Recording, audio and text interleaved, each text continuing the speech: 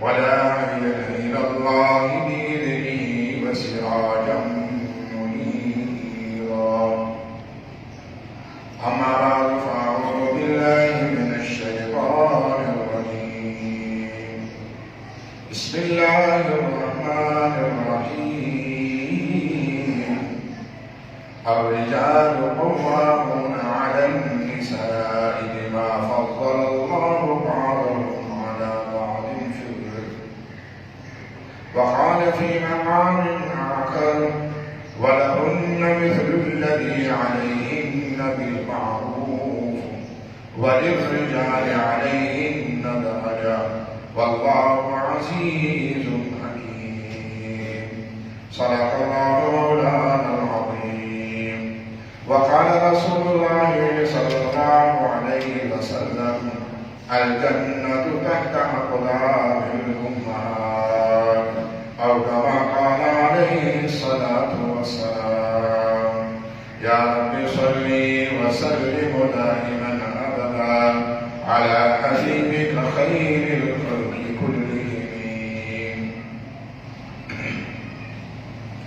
میرے محترم دوستوں، بزرگوں، بھائیوں،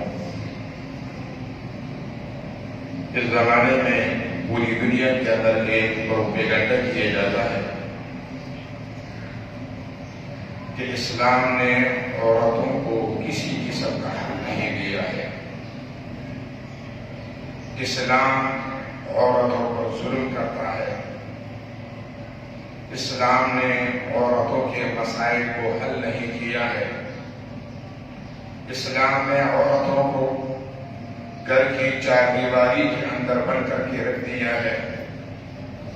ذرا آئیے آتے ہیں اس بات کی طرف کہ زمانے جاہلیت میں اسلام سے قبل دنیا کے اندر خواتین کا کیا مقام تھا۔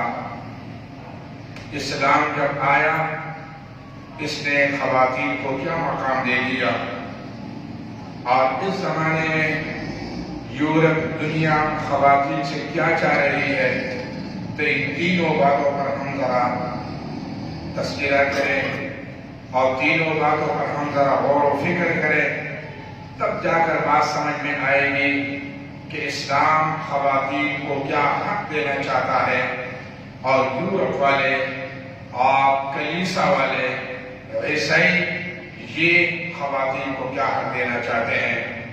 میرے بھائیوں، اسلام کی آمد سے قبل دنیا کے اندر، پوری دنیا کے اندر خواتین کا نہ عزت محفوظ، نہ ان کی جان محفوظ، نہ ان کا مال محفوظ تھا، بلکہ اس پر بحث چلتی تھی کہ آیا یہ خواتین ہے کیا چیز، یہ کون سی جنس میں سے ہے۔ بہت ساری اقوام تو ایسے تھی جو خواتین کو انسان ماننے کے لیے تیاری نہیں تھی۔ بعض کہا کرتے تھے کہ یہ خواتین یہ ایک حیوان ہے، اور اس حیوان کو اللہ نے مردوں کی خدمت کے لیے پیدا کیا ہے۔ جس طریقے سے انسانوں کی خدمت کے لیے اللہ نے گھوڑے کو پیدا کیا ہے، اللہ نے خچر گدھے کو پیدا کیا ہے، تو ان کا بھی ذہن یہ تھا کہ خواتین یہ ایک حیوان ہے، انسان نما حیوان ہے، اور اس کو انسان کی خدمت کے لیے پیدا کیا گیا ہے۔ ایک فرقے کا خیال یہ تھا کہ یہ خواتین، عورت یہ شیطان کی بہن ہے۔ طرح طرح کے اس کے متعلق فلسفے تھے۔ جس کنٹری میں، جس عرب میں نبی علیہ السلام تشریف لائے، وہاں کے لوگوں نے تو خواتین کا حال ہی بگاڑ کر کے رکھ دیا تھا۔ معصوم بچیوں کو اپنے ہاتھوں سے زمین کے اندر زندہ درگور کیا کرتے تھے۔ کل بچی میری ہوگی، یہ بڑی ہوگی، کسی اور کو ابا کہے گی، کسی اور کے نکاح میں جائے گی، یہ میری غیرت کے خلاف ہے۔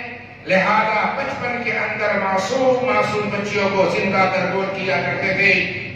ایک صحابی نے اسلام لایا، کہنے لگا کہ میں نے جاہلیت میں اپنی 8 بچیوں کو میں نے اپنے ہاتھوں سے زمین میں زندہ درگور کیا ہے۔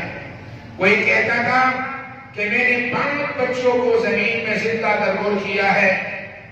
میرے بھائیوں، میراث میں ان کو کسی قسم کا حق نہیں ملا کرتا تھا۔ میراث کے لیے انہوں نے قانونی بنایا تھا کہ میراث کا حق یہ صرف مردوں کو ملے گا جو بندوق سنبھال سکے، تلوار سنبھال سکے، میدان میں مقابلہ کر سکے، تو لہذا میراث بھی اسی کو ملے گا۔ خواتین کو میراث سے بھی محروم کر کے رکھ دیا تھا۔ اور اس کے ساتھ ساتھ اگر ایک آدمی کو اپنی بیوی پسند نہیں ہوتی تھی، وہ قسم کے کہتا تھا کہ اللہ کی قسم میں تمہارے قریب نہیں آؤں گا۔ اب اس کا نتیجہ کیا نکلتا تھا کہ زندگی بھر یہ آدمی اس خاتون کے قریب نہیں جاتا تھا۔ نمبر 2، یہ خاتون کسی اور سے نکاح بھی نہیں کر سکتی تھی۔ ایک ظالمانہ قانون کے اندر یہ خاتون پھنسی ہوئی تھی۔ قرآن نے اس کے مقابلے میں للذین یؤلون من نسائہم تربص 4 اشہر فإن فاؤوا فإن اللہ غفور رحیم وإن عزموا الطلاق فإن اللہ سمیع علیم۔ قرآن نے اللہ کا نظام متعارف کرایا کہ جو آدمی یہ کہے کہ میں 4 مہینے تک اپنی گھر والی کے قریب نہیں جاؤں گا، قسم کھا لیا، اگر اس دوران یہ چلا گیا اس کو چاہیے اپنے قسم کا کفارہ ادا کرے۔ لیکن 4 مہینے گزر گئے، یہ گیا نہیں ہے، تو یاد رکھیے اس خاتون کے اوپر خود بخود طلاق واقع ہو جائے گی۔ یہ خاتون اپنے لیے دوسری جگہ کا انتخاب کر سکتی ہے۔ تو میرے بھائیوں، کس قسم کے ظالمانہ قوانین تھے۔ میراث کا مسئلہ آیا کرتا تھا، میراث میں سے ان کو کسی قسم کا حق نہیں دیا جاتا تھا۔ ایک آدمی کا انتقال ہو گیا، اس کی بیوی پیچھے رہ گئی، معصوم سی بچیاں پیچھے رہ گئی۔ اب لہذا اس کے رشتہ داروں میں سے کوئی اٹھ کر کے آتا تھا، اپنی چادر اس کے سر پر ڈال دیا کرتا تھا۔ یہ اس بات کی دلیل ہوا کرتی تھی کہ اب یہ میری بیوی بن گئی، لہذا نہ اس آدمی کی بیوی کو میراث میں سے حصہ ملتا، نہ اس کی بچیوں کو میراث میں سے حصہ ملتا۔ قرآن میں جو اللہ پاک نے میراث کا پورا ایک رکوع اتارا ہے، یوصیکم اللہ فی اولادکم للذکر مثل حظ الانثیین فإن كن نساء فوق 2 فلهن ثلث ما ترك وإن كانت واحدة فلها النصف۔ پورا اللہ پاک نے میراث کی آیاتوں کو اتارا ہے۔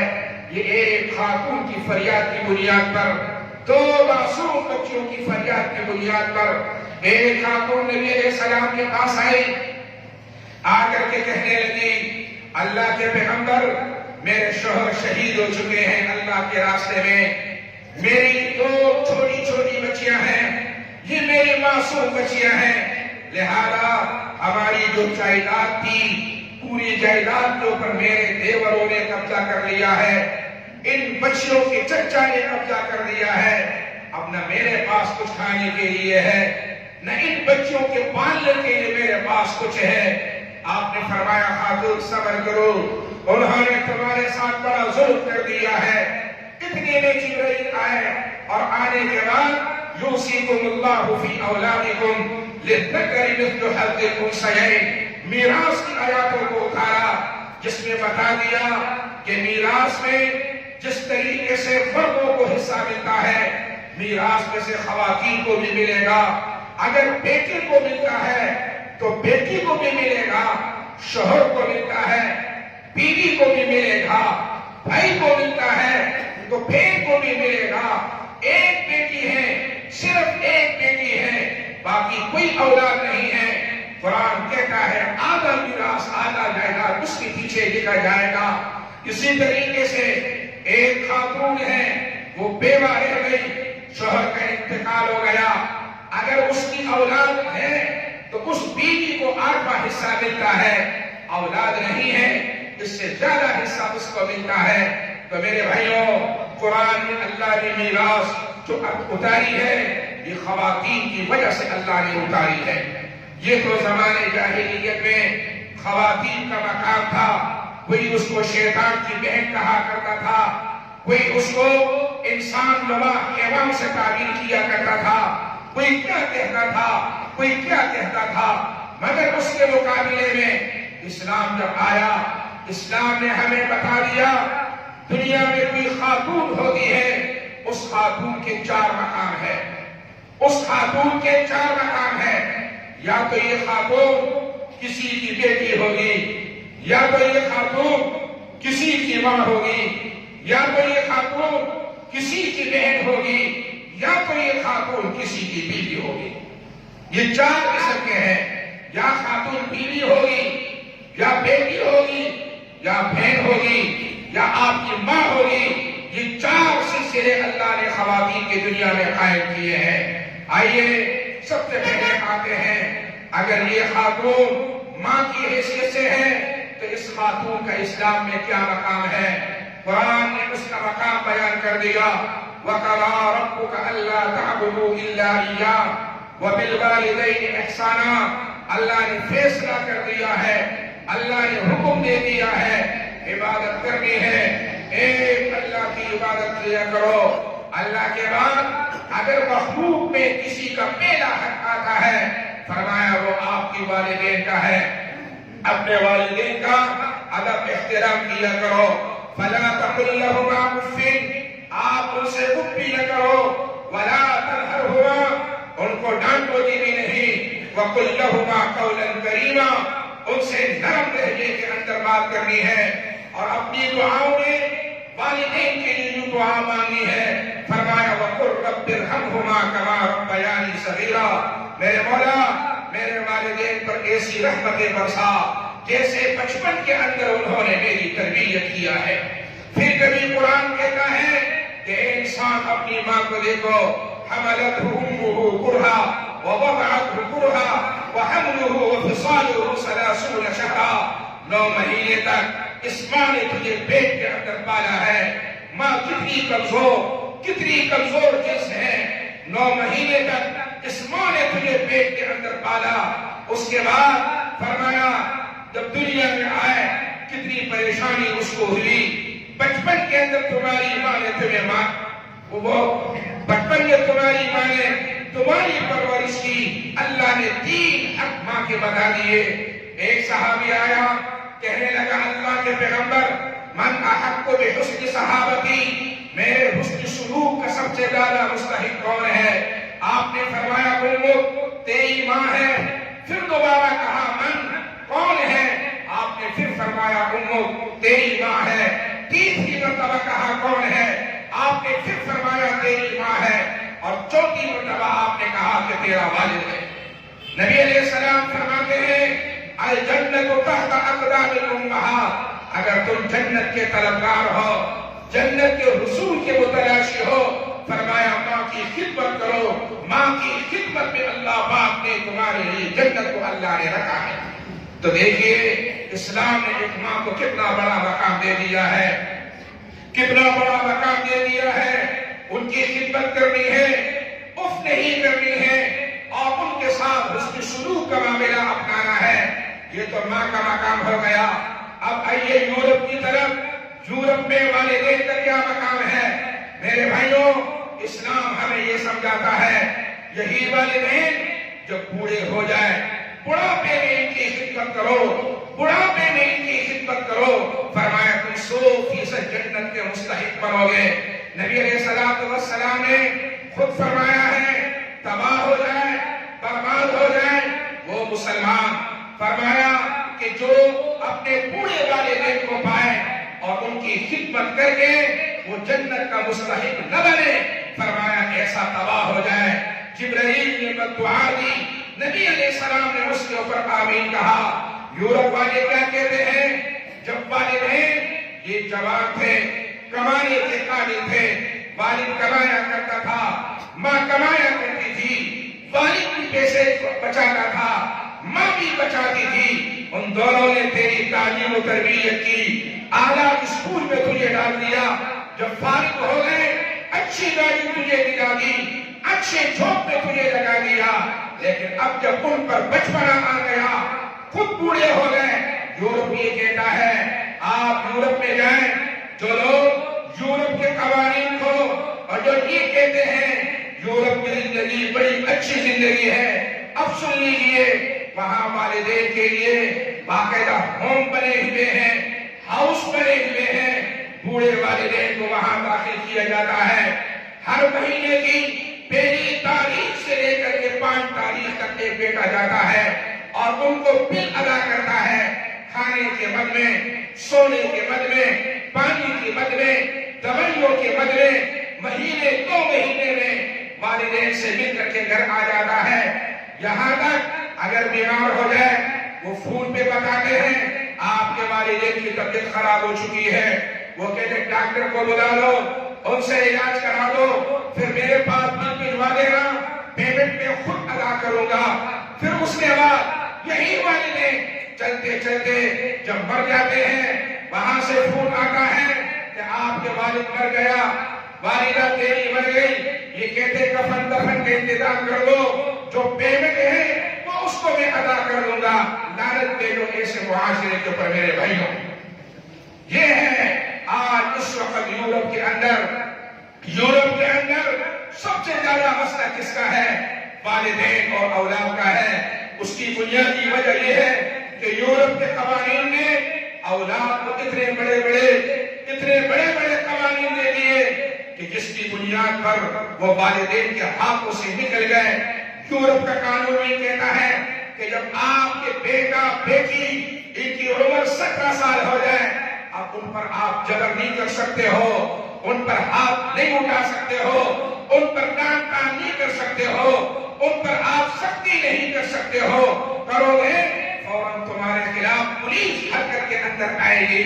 اب لہذا نوجوان بیٹی ہے، رات کو 1 بجے آتی ہے، والد اس سے پوچھ نہیں سکتا ہے۔ بیٹا شراب پیے، والد پوچھ نہیں سکتا ہے۔ بیٹا زنا کرے، والد پوچھ نہیں سکتا ہے۔ اب آپ خود بتائیں کہ جب بیٹیوں کو تم نے اتنا آزادانہ چھوڑ دیا ہے تو بڑھاپے کے اندر وہ اولاد تمہاری کیسے کام آ سکتی ہے؟ لعنت پہ ایسے معاشرے کے اوپر میرے بھائیوں۔ یہ ہے اسلام کا، اسلام نے ماں کو کیا مقام دیا اور اس کے مقابلے میں یورپ نے گویا کہ ماں اور باپ کو کیا مقام دے دیا میرے بھائیوں۔ اس کے بعد دیکھیے دوسرے نمبر پر یہی خاتون اگر آپ کی بیٹی ہے، اب آتے ہیں اسلام نے بیٹی کو کیا مقام دیا ہے۔ اسلام نے بیٹوں کو اتنا بڑا مقام دیا ہے، فرمایا کسی والد کا انتقال ہو گیا، والدہ کا انتقال ہو گیا، کیسے بیٹوں کو میراث میں حق ملے گا، اس کی بچیوں کو بھی باقاعدہ میراث میں کیا ملے گا؟ حق ملے گا۔ پھر نبی علیہ السلام نے فرمایا کہ جس آدمی کو اللہ رب العزت نے 2 بیٹیاں دیا ہو، من عال جاریتین، جس آدمی کو اللہ نے 2 بیٹیاں دیا ہے، اس نے ان 2 بیٹیوں کی اچھی تعلیم و تربیت کی، بڑے محبت کے ساتھ پیش آیا، بیٹوں کو بیٹیوں پر ترجیح نہیں دی، بیٹوں کو بیٹیوں پر ترجیح نہیں دی، فرمایا کہا تھا یوم القیامہ، قیامت کے دن وہ آدمی اس حال کے اندر آئے گا کہ اللہ اس کو میرے پڑوس میں جگہ نصیب فرمائیں گے۔ اور پھر فرمایا من عال جاریہ، کہ جس نے ایک بیٹی کی تعلیم و تربیت کی، فرمایا ستر من النار، یہ ایک بیٹی اس کے لیے جہنم سے پردہ گویا کہ بنے گی۔ پھر اسلام یہ کہتا ہے کہ جس نے 3 بیٹوں کی تعلیم و تربیت کی اور اچھے انداز سے تعلیم و تربیت کی، یاد رکھیے یہ 3 بیٹیاں اس کے لیے بڑی عزت کا باعث، دعاؤں کا باعث اس کے لیے بنے گی۔ تو میرے بھائیوں، اسلام نے بیٹی کا اتنا بڑا مقام بتایا۔ اس کے مقابلے میں زمانے جاہلیت میں بیٹیوں کو زندہ زمین میں درگور کر دیا جاتا تھا، اور اگر کوئی آ کر کے ان سے کہتا تمہارے یہاں بیٹی ہو چکی ہے، قرآن کہتا ہے وَإِذَا بُشِّرَ أَحَدُهُم بِالْأُنثَىٰ ظَلَّ وَجْهُهُ مُسْوَدًّا وَهُوَ كَظِيمٌ، اس کا چہرہ کالا ہو جاتا تھا، غم کی وجہ سے کالا ہو جاتا تھا، چہرے کا رنگ بگڑ گیا، چہرے کی صورت بگڑ گئی. یتوارا من القوم من سوء ما بشر به، لوگوں سے چھپے ہوئے پھرتا تھا، اس لیے کہ لوگوں نے جو اس کو بتایا ہے آپ یہاں بیٹی وجہ کے ہو چکے ہیں. یہ ہے زمانے جاہلیت میں، یہ ہے زمانے جاہلیت میں. لیکن میرے بھائیوں، اسلام نے بیٹی کو کتنا بڑا مقام دے دیا.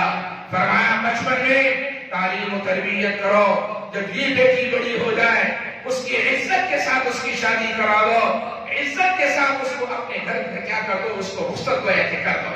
کتنا بڑا پیارا نظام ہے اسلام کا. اس کے مقابلے میں یورپ والے کیا کہتے ہیں؟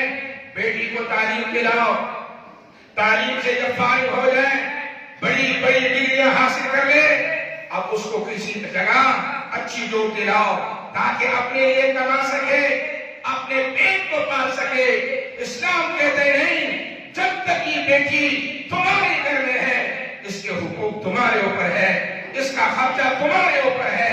جب اس کا نکاح ہو جائے تو پھر اس کا خرچہ اس کے شوہر کے اوپر ہے. فرمایا اس کو دفتروں کا چکر نہ لگاؤ، اس کو فیکٹریوں کا چکر مت لگاؤ، اس کو دکانوں کا چکر مت لگاؤ، اس کو بڑے بڑے شوروموں کے اوپر چکر مت لگاؤ. یہ نوجوان لڑکی ہے، 20 سال کی عمر ہے، 25 سال کی عمر ہے، لوگ اس کو اپنے حوض کا کھلونا بنا دیں گے، لوگ اس کی عزت کو تار تار کر دیں گے. یہی وجہ ہے آج یورپ کے اندر آپ جائیے، وہاں نکاح کا سسٹم بہت کم ہو گیا ہے. نکاح کے مقابلے میں ہر لڑکی نے اپنے لیے ایک لڑکا اپنی محبت کے لیے گویا کہ رکھا ہوا ہے، جس کی وجہ سے وہاں پورا معاشرتی نظام ان کا تباہ برباد گویا کہ ہو چکا ہے. یہ ہے یورپ اور یہ ہے اس کے مقابلے میں اسلام کا پاکیزہ نظام. آج اس نظام کی باتیں آپ کے پاکستان کے اندر بھی ہو رہی ہے. ابھی اسی ہفتے آپ نے دیکھ لیا پوری دنیا کے اندر یوم خواتین منایا گیا، پاکستان کے اندر بھی یوم خواتین منایا گیا. خواتین نے اسلام آباد کے اندر بھی جلوس نکالے، خواتین نے کراچی کے بھی مختلف علاقوں کے اندر جلوس نکالے، اور ان کے ہاتھوں میں یہ پہلی مرتبہ میرے بھائیوں، اس سے پہلے کبھی نہیں ہوا ہے. بے شک پہلے جلوس انہوں نے نکالے ہیں، مگر اس مرتبہ انہوں نے جلوس بھی نکالے اور ان کے ہاتھوں میں جو کتبے تھے، ان کے ہاتھوں میں جو بینر تھے، میرے بھائیوں وہ بینر قابل دید ہے، وہ بینر پڑھنے والے ہیں، وہ بینر سمجھنے والے ہیں. ان بینروں میں کیا لکھا ہوا ہے کہ لڑکیوں نے بڑے بڑے بینر لکھے تھے اور اس میں یہ لکھا ہے کہ ہم اپنے جانوں کے اپنی مرضی کے مالک ہیں، ہم اپنے نفس کے اپنی مرضی کے مالک ہیں. نفس ہمارا، مرضی بھی ہماری، نفس ہمارا، مرضی بھی ہماری، ہم اپنے نفسوں کے اپنے مرضی کے مالک ہیں. آئے ہے یہ کون لکھی ہے؟ آپ کے پاکستان کی سرزمین پر آپ کی پاکستان کی بیٹیاں، پتہ نہیں کن گراموں سے وہ بیٹیاں تعلق رکھ رہی تھی. ذرا اس جملے پر آپ غور کریں، اس جملے پر آپ غور کریں. اس جملے کا کیا مطلب ہوا؟ نفس ہمارا اپنا، اس کے اوپر اپنے مرضی کے ہم مالک ہیں. ارے یہ تمہیں کس نے بتایا ہے؟ نفس کس نے بولا تمہارا ہے؟ نہیں، یہ نفس تمہارا نہیں ہے، تم بڑی غلطی کے اندر ہو. یہ نفس اللہ کا ہے، وجود اللہ کا ہے. آنکھیں اللہ نے دی، ہاتھ اللہ نے دیے، زبان اللہ نے دیے، کان اللہ نے دیے. اگر اللہ پاک تمہاری آنکھوں کو چھین لے، مجال ہے کہ تمہیں آنکھیں گویا کہ دوبارہ مل سکے. یہ نفس تمہارا کیسا ہے؟ غلط کہہ رہے ہو. ماں کی پیٹ میں 9 مہینے تک اللہ نے تمہارے وجود کو بنایا، ماں کی پیٹ میں پھر پالا، بچپن کے اندر تمہیں بڑا، بچپن سے آج جوانی تک پہنچایا. یہ تمہیں کس نے بولا ہے یہ نفس تمہارا ہے؟ نہیں، یہ نفس تمہارا نہیں ہے، یہ اللہ کا ہے، اللہ کا. انسان اپنے نفس کے حوالے سے خود مختار نہیں ہے.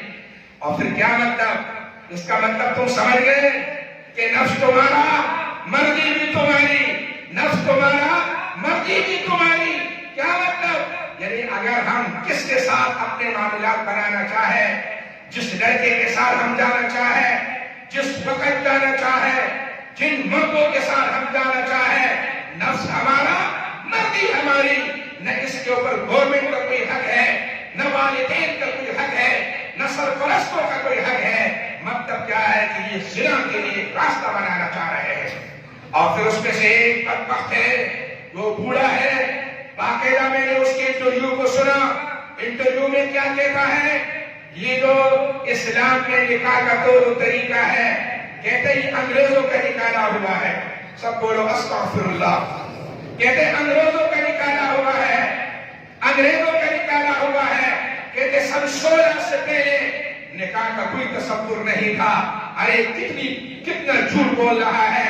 حدیث میں آتا ہے اربع من سنن المرسلین، 4 چیزیں ایسی ہیں جو تمام انبیاء اکرام کے درمیان چلتی رہی ہے: الحیا والتعطر والنکاح والسواک۔ حیا ہے، عطر ہے، اسی طریقے سے نکاح ہے، اسی طریقے سے مسواک ہے۔ ارے بڈھے، تمہیں شرم نہیں آتی ہے کہ تم کیا کہہ رہے ہو؟ یہ انگریز کا نکالا ہوا ہے، یہ تو میرے پیغمبر کا طریقہ ہے، حضرت موسیٰ کا طریقہ ہے، حضرت نوح کا طریقہ ہے، حضرت آدم کا طریقہ ہے، اور تو کیا کہتا ہے کہ یہ انگریزوں کا طریقہ ہے؟ یہ انگریزوں کا طریقہ ہے۔ میرے بھائیوں، لیکن بڑے افسوس سے کہنا پڑتا ہے یہ تمام وارداتیں، یہ تمام معاملات اس ملک کی سرزمین پر ادا ہو رہی ہے۔ وہ ملک جس کو لا الہ الا اللہ کی بنیاد پر حاصل کیا گیا تھا۔ ہمارے بڑوں نے جو لاکھوں کی تعداد میں قربانی دی تھی، وہ اس لیے دی تھی کہ پاکستان ایک ایسا ملک ہوگا یہاں ظلم کا نظام نہیں ہوگا، یہاں انگریزوں کا نظام نہیں ہوگا، یہاں عدل کا نظام ہوگا، حیا کا نظام ہوگا، نماز کا نظام ہوگا، زکات کا نظام ہوگا، پردے کا نظام ہوگا، بہترین معاشرت اور کلچر ہوگی۔